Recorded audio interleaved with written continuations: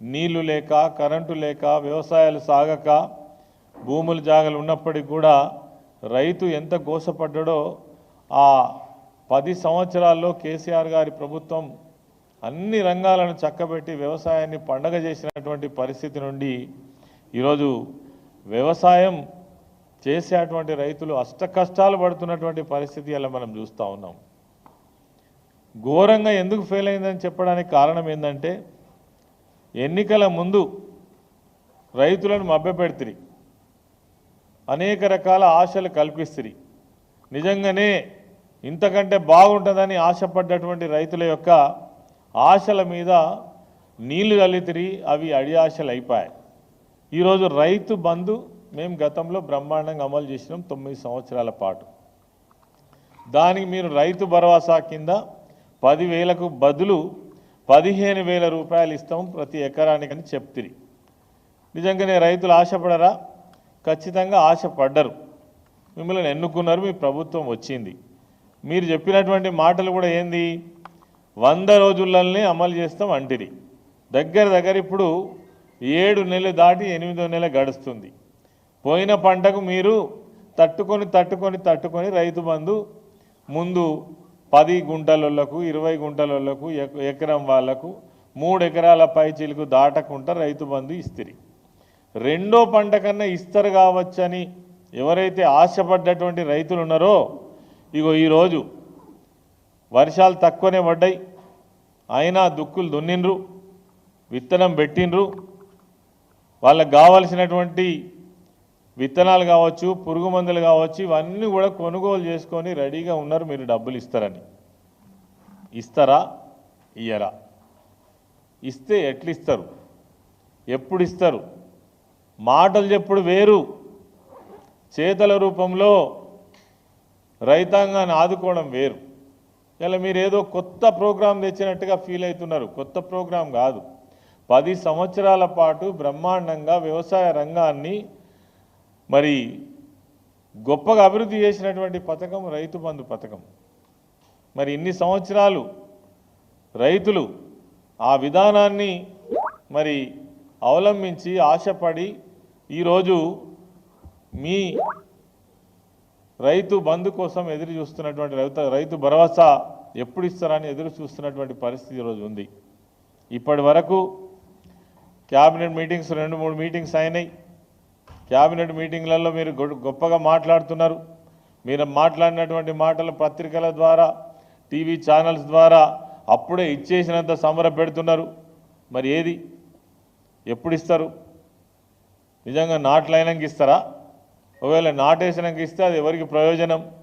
అసలు రైతు బంధు రైతు భరోసా ఉద్దేశం ఏంది?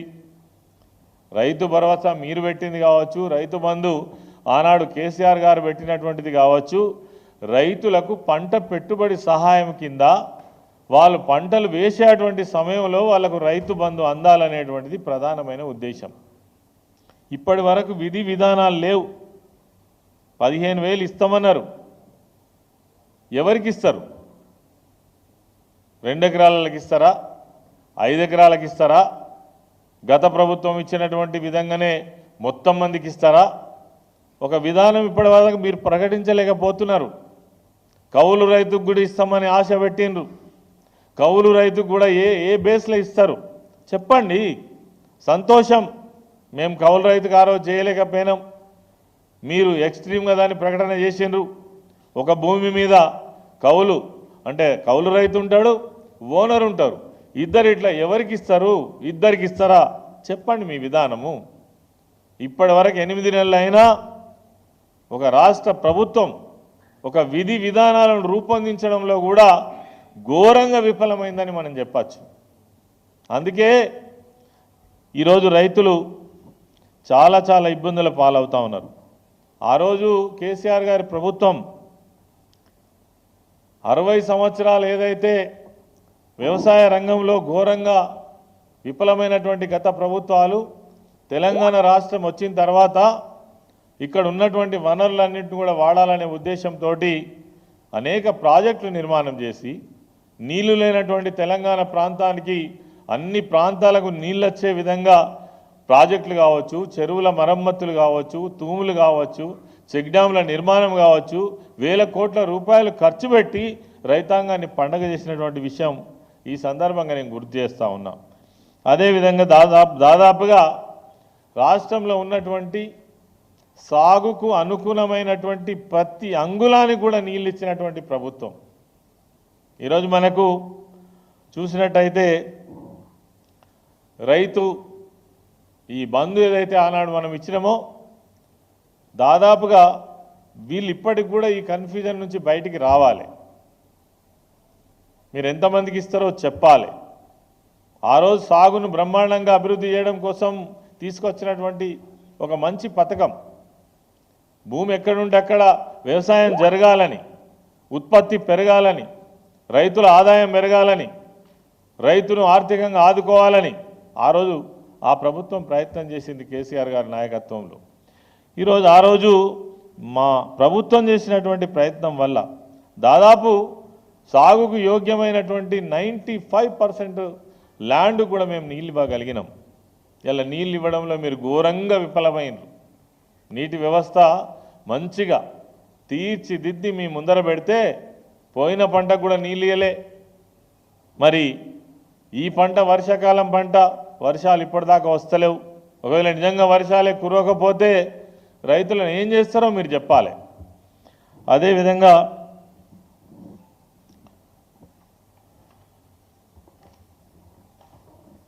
రుణమాఫీకి సంబంధించి కూడా చాలా పెద్ద పెద్ద మాటలు చెప్తిరి. మీకు మీరే డేట్లు నిర్ణయించుకుంటురి. ప్రజలు నిజం చెప్తే నమ్మరని అబద్ధమే చెప్తిరి. అయినా మీ మాట మీద నమ్మకంతో మీకు ఓట్లు వేసిండ్రు, గెలిపించిండ్రు. డిసెంబర్ 9 ఖచ్చితంగా 2 లక్షల రుణమాఫీ చేసి తీరుతామని ఈనాటి ముఖ్యమంత్రి, ఆనాటి పిసిసి అధ్యక్షునిగా ఈనాటి ముఖ్యమంత్రి గారు రేవంత్ రెడ్డి గారు చెప్పిండ్రు. సరే, మీరు డిసెంబర్ 9కి అమలు చేయకపోయినా ఇప్పటికే 5 వాయిదాలు పోయినాయి. 5 వాయిదాలు పోవడంతో పాటు మీరు ఏ ప్రాంతానికి పోతే ఆ ప్రాంతం యొక్క దేవుని మీద ఒట్టు పెట్టుకున్నారు. చివరికి ఆగస్టు 15 అన్నారు. ఆగస్టు 15కి కూడా దీనికి అతిగతి ఉన్నదా లేదా? అసలు ఆగస్టు 15 ఇవ్వడం కోసం మీరు చేస్తున్న ఏర్పాట్లు ఏంది? మొన్న క్యాబినెట్ మీటింగ్లో చాలా హడావుడి చేసిండ్రు. ఒకే దఫాలో మేము మొత్తం మందికి ఇచ్చేస్తామని. ఎవరికి ఇస్తారు? ఎట్లా ఇస్తారు? ఎంతమంది రైతులు ఉన్నారు? దానికి డబ్బు ఎంత అవసరమవుతుంది?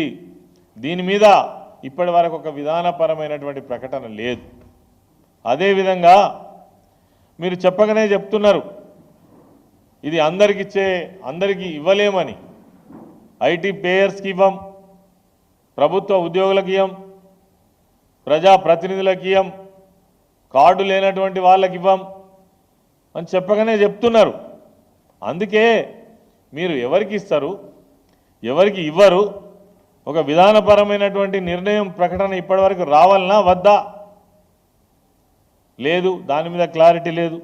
అందుకే మీరు ఈ రుణమాఫీ చేస్తారనేటువంటి నమ్మకం కనబడతలేదు. చెప్పండి, ప్రజలకు చెప్పండి. అదేవిధంగా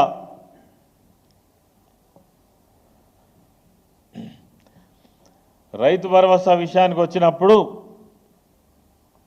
మొన్న క్యాబినెట్ మీటింగ్లో మీరు డెడ్లైన్ పెట్టిండ్రు జూలై 15 వరకు. జూలై 15 వరకు డెడ్లైన్ పెడితే ఇంకెన్ని రోజులు ఉన్నది? జూలై 15 తిప్పి కొడితే ఓ 17 రోజులు ఉన్నది. ఈ 17 రోజులలో అంటే మీరు జూలై 15కు మీరు ఇచ్చే నాటికే దాదాపుగా నాట్లయ్యే పరిస్థితి ఉన్నది. నాట్ల లోపటన్నా ఇస్తారా, ఇవ్వరా? ఇవ్వడానికి ఇంకా కూడా మీరు విధానపరమైనటువంటి నిర్ణయాలు ఏం ప్రకటించలేదు. ఎన్ని ఎకరాలకు ఇస్తారో చెప్పిండ్రా? చెప్పలేదు. అప్పుడు 69 లక్షల మందికి రైతు బంధు గత ప్రభుత్వం కేసీఆర్ గారి నాయకత్వంలో దాదాపుగా 11 విడతలలో 72,000 కోట్ల రూపాయలు